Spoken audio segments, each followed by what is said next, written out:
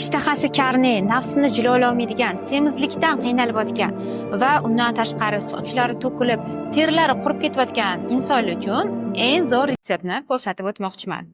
Buning uchun maydalangan zig'ir urug'larini olasiz va bizga bunaqa tayyor grek yogurti kerak bo'ladi. Xolasangiz, suyuq bo'lgan kefir ishlatsangiz ham bo'ladi. Demak, grek yogurtiga 2 choy qoshiqdagi zig'ir urug'larini solamiz va yaxshilab aralashtirasiz. Aralashtirib, bir xil massa bo'lgandan keyin ustini yopib qo'ying va bu massani 1 soatdan keyin iste'mol qiling. Qancha yogurtingiz yoki kefiringiz suyuq bo'lsa, iste'mol qilishingiz shuncha oson bo'ladi. Quyuq bo'lsa agar iste'mol qilishga biroz qiynalasiz. Foydalariga keladigan bo'lsak, birinchi navbatda qorinni to'q tutib beradi. Shuni hisobidan doimiy ochlikdan qiynaladigan insonlar uchun dieta paytida iste'mol qilishni maslahat beraman. Yoki kechki taom o'rniga iste'mol qiling yoki nonushta o'rniga iste'mol qilib borsangiz bo'ladi.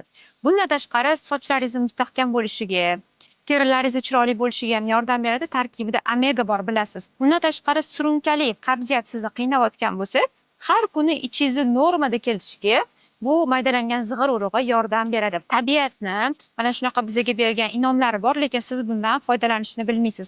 Nutritsiolog sifatida men sizga maslahat beraman. Nafaqat ozishingizga, xolesteriningizni pasaytirishga va undan tashqari qondagi qon miqdorini normaga keltirishga ham yordam beradi. Baland qon bosimida yuradigan insonlar uchun ham yeyishni tavsiya qilaman. Qon bosimingizni normaga keltirishga yordam beradi. Foydasini esa 1 oydayoq ko'rishni boshlaysiz. Qancha bez tashlaganingiz va terilaringiz, sochlaringizdagi o'zgarishni albatta kommentariyaga yozib qoldiring.